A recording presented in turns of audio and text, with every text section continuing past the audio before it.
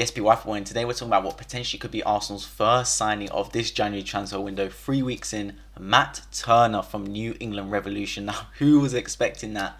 As always, if you're new around, if you enjoy Arsenal content, if you enjoy football content, please consider subscribing on my road to 700 and drop a like down below so this video gets out to more people. I'm going to talk through his strengths, weaknesses and potential Arsenal fit, because just like me, I'm guessing a lot of you are not too sure about this person. They don't know where he came from. The rumours kind of came out of nowhere, but they're looking strong. That a few people, reputable sources have spoken about it and spoken that there is a strong connection between Arsenal and Matt Turner and a deal could be in place.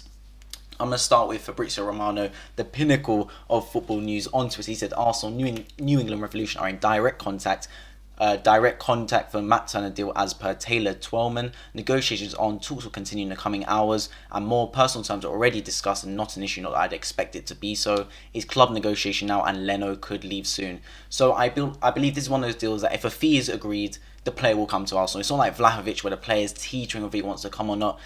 Matt Turner would love to come to the Premier League. He'd absolutely love it.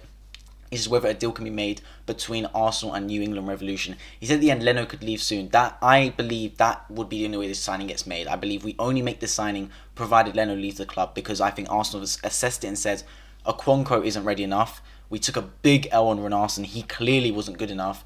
Let's go for someone that's a bit more experienced but still got maybe some potential to grow in the Premier League, and so they've gone for someone like Matt Turner.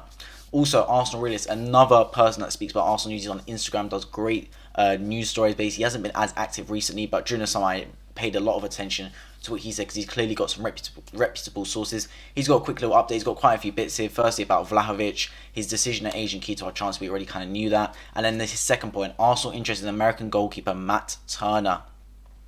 I mean, now let's talk about what's actually taken place. Arsenal have put in a £5 million bid.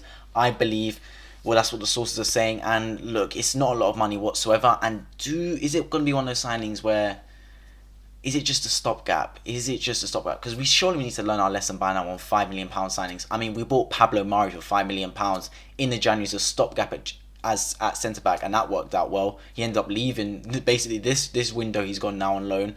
Didn't really get any play time. When he did play, it was awful. So can we just stop signing these £5 million players, and can we actually look at some decent footballers, please?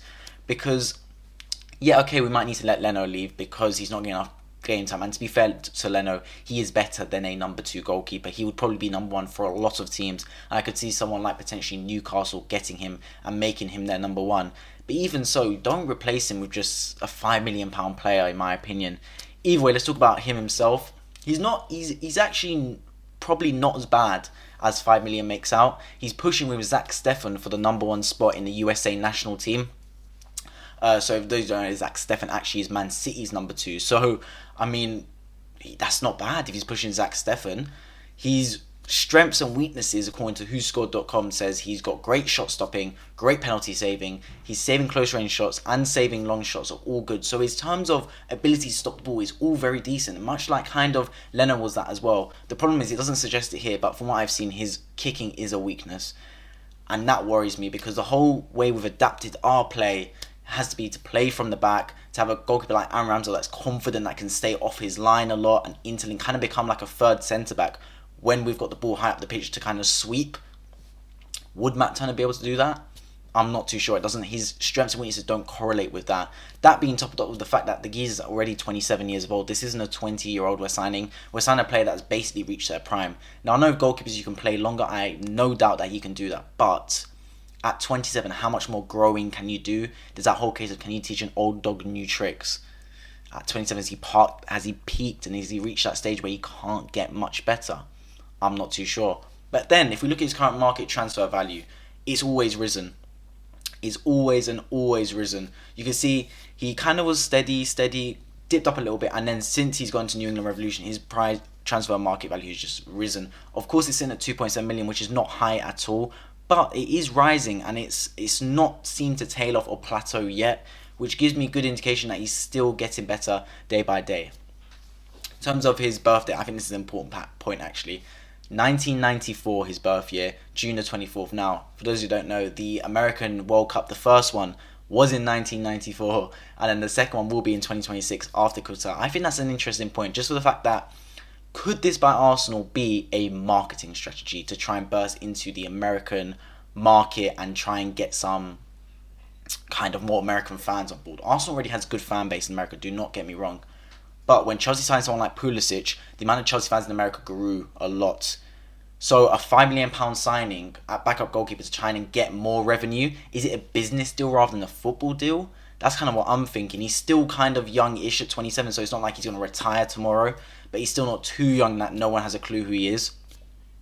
I think I wouldn't be surprised if it's more that than actual footballing ability. Don't get me wrong, he's not a bad keeper by any means, but do I see that as kind of like an ulterior motive for us signing a player like Matt Turner?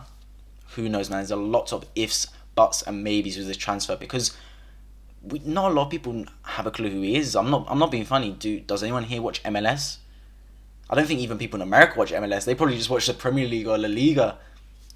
So I can't really assess it, and also the fact that the level of competition in the MLS is not as good. Look, I've seen him make saves on YouTube. I've seen compilations of him making great saves, and he's apparently very good at saving penalties. I've seen him save about 4 or 5 now. But it's all in that league, and it's all on form with goalkeepers. A goalkeeper can make a worldy save, doesn't mean they're a great goalkeeper.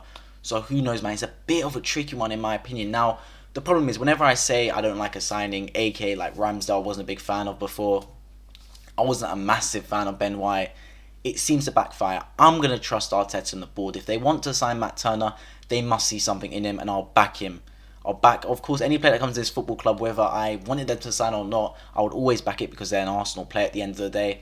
But in my opinion, from what I've seen, face value, on paper, it's a sign that does baffle me a little bit. It's a sign that does baffle me. Should it take place? Of course, it's not taken place yet, but there are strong indications that this could take place. But of course, this is also dependent on whether Bernd Leno does actually leave the football club.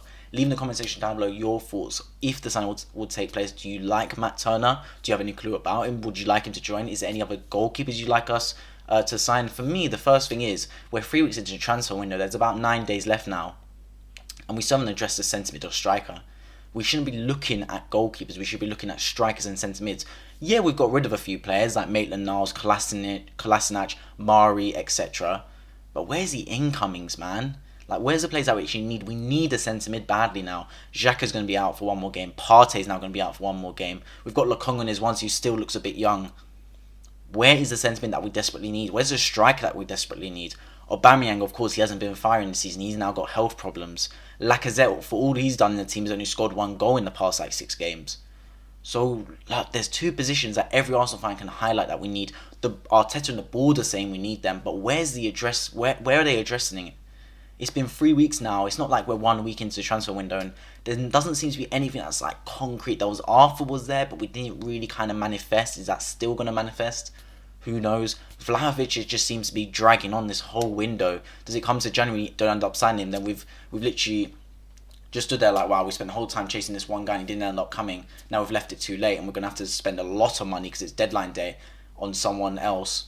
Who knows, man? I just feel like overall the strategy just hasn't been great from the board. We knew from the start of the season that players were going to AFCON. We knew that was going to be the case. We couldn't hedge our bets on COVID stopping it. We knew from Xhaka getting his red card over a week ago at Liverpool that we're going to be light in midfield for a couple of games. We still haven't addressed it. This isn't like this all came to us at lastminute.com.